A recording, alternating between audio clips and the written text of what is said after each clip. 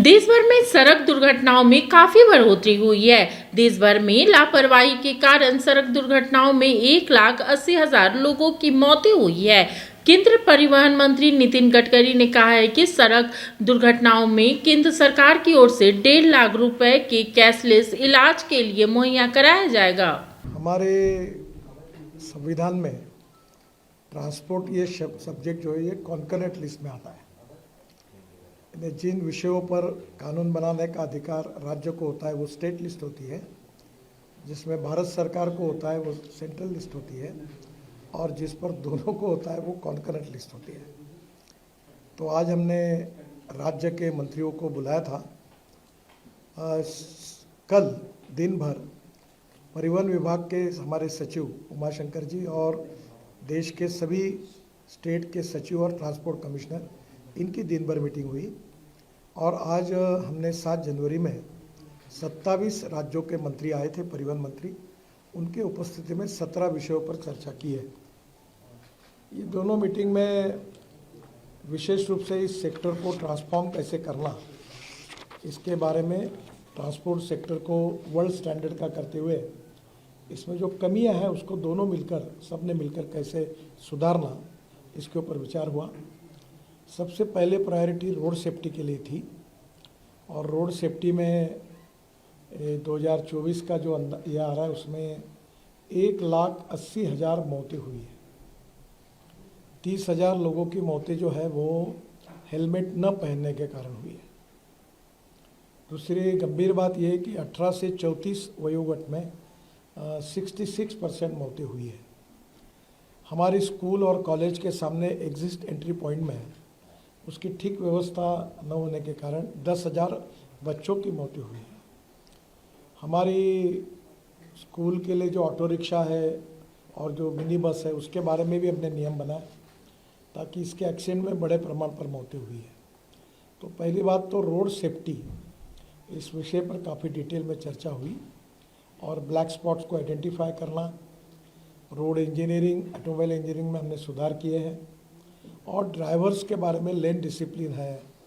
बाद में सिग्नल का कानून के प्रति आदर और सम्मान रखने के लिए ड्राइविंग लाइसेंस के न होने के कारण ऐसे भी लोगों ने गाड़ियाँ चलाई, उसके कारण भी करीब 3,000 मौतें हुई है।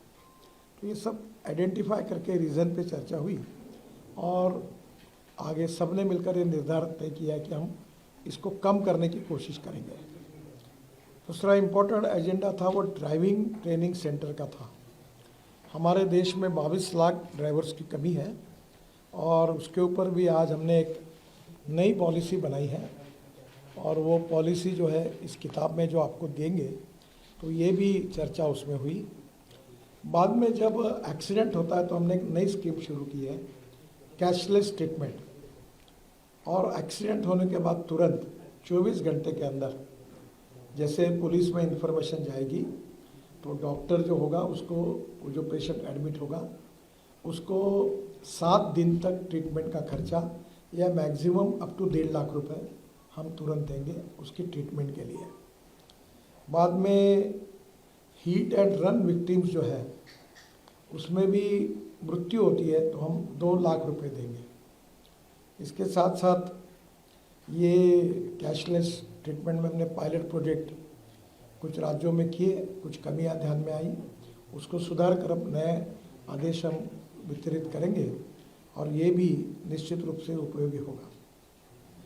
IIT मद्रास ने एक अच्छा ऐप तैयार किया है जिसमें ट्रांसपोर्ट सेक्टर को एक प्रकार जो अनेक रिफॉर्म है वो सब उसमें आए हैं, तो उसको भी लॉन्च किया गया। हम सर्कुलेशन इकोनॉमी को प्रधानमंत्री जी ने बहुत प्राधान्य दिया है, और इसलिए स्क्रैपिंग पॉलिसी, इसके बारे में डिटेल चर्चा हुई।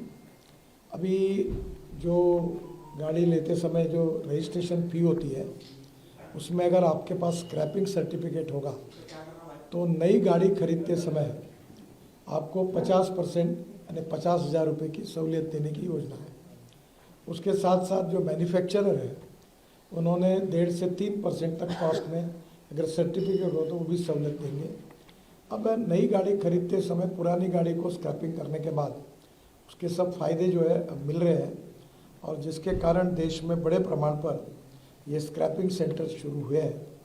अभी ये संख्या हमारी अपेक्षा से कम है, करीब 78 to 82 वहाँ भी चालू हुए हैं, पर कम से कम 1,500 सेंटर्स खुले। और जो भारत सरकार की योजना है कि राज्य सरकार अगर अपनी गाड़ियाँ, बसेस, ट्रक स्क्रैपिंग करती है तो उनको कुछ मदद भी दी जाती है, उसके ऊपर भी चर्चा हुई। और ये भी आज मीटिंग की प्रमुख विशेषता थी। स्क्रैपिंग के कारण हमारी ऑटोमोबाइल इंडस्ट्री बहुत आगे जाएगी, क्योंकि aluminium, copper, rubber, steel and plastic इसका रिसाइकलिंग होता है। और अभी कुछ स्पेसिफिक पार्ट ऐसे हैं, अभी मारुति का स्क्रैपिंग सेंटर है, सुजुकी का, उसके पार्ट जापान में एक्सपोर्ट हो रहे हैं। और टायर जो है उसकी भी पाउडर अब बिटुमेन में डाल रहे हैं। तो ये एक सर्कुलेशन इकोनॉमी बनेगी। तो इसमें स्क्रैपिंग पॉलिसी के कारण देश में नए रोजगार निर्माण होंगे। भारत सरकार और राज्य सरकार का मिलकर 18,000 करोड़ का जीएसटी बढ़ेगा और इसके साथ हमारा एक्सपोर्ट बढ़ेगा। हमारी ऑटोमोबाइल इंडस्ट्री पहले 7वें नंबर पे थी, अभी 4 महीने पहले हमारी इंडस्ट्री ये 4थे नंबर से 3रे नंबर पर आई है। हमने जापान को पीछे डाला है।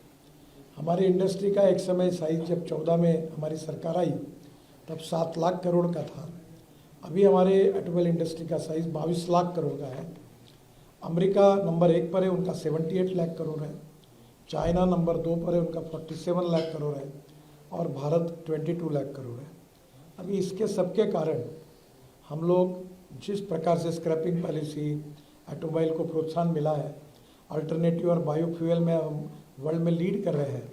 CNG, LNG, ethanol, methanol, hydrogen, green fuel और अल्टरनेटिव फ्यूल, इलेक्ट्रिक, हाइड्रोजन, तो उन सब की चर्चा भी इस मीटिंग में हुई। ये जो हमने ड्राइविंग सेंटर के साथ फिटनेस सेंटर जोड़ दिए, उसके ऊपर हमारा अनुदान भी है, तो उसके कारण ये भी काफ़ी बड़े प्रमाण पर आएगी। हमारी बहुत अच्छी स्कीम यशस्वी हुई है, भारत एनकैप। अब इसकी स्टैंडर्ड होते हैं, स्टार रेटिंग। और हमारे यहाँ पहले बहुत सी हमारे यहाँ की जब टूटती है आस, जब थकती है सांस, जब रूठते हैं अपने, मुंह मोड़ता है जमाना, जब अंगड़ाई लेता है संकल्प, फिर बनती है कहानी, बनते हैं अनमिट निशान। देखिए मेरे साथ संघर्ष की दास्तान।